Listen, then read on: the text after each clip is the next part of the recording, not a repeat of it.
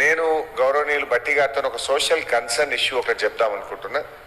మా గవర్నమెంట్ ఉండగా GO number 55 రిక్రూట్మెంట్స్కు సంబంధించి జీవో 55 అని ఉండేది. కానీ మీరు వచ్చిన తర్వాత జీవో నంబర్ 29 అని తెచ్చారు. ఇది రిక్రూట్మెంట్ ఎట్లా చేయాలి అనే విషయంలో ఒక మార్పు తెచ్చారు. దీనివల్ల ఎవరికి నష్టమవుతుందంటే ఎస్సీ, ఎస్టీ, బీసీలకు అన్యాయం జరుగుతూ ఉంది. ఎందుకు జరుగుతూ ఉంది? గతంలో ఏముండే అంటే ఒక 100 ఉద్యోగాలు ఉంటే 50 ఫస్ట్ మెరిట్ లిస్ట్ పక్కకు పెడతాం.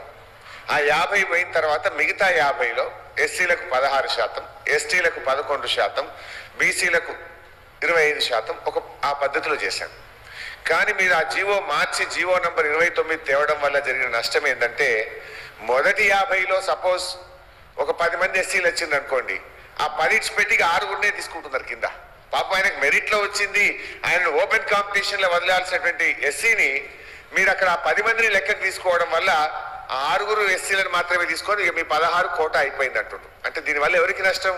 మరో 10 మంది దళిత విద్యార్థులకు ఉద్యోగులు రాకుండా పోతా ఉంది. బీసీలకు నష్టమవుతుంది, గిరిజనులకు నష్టమవుతుంది.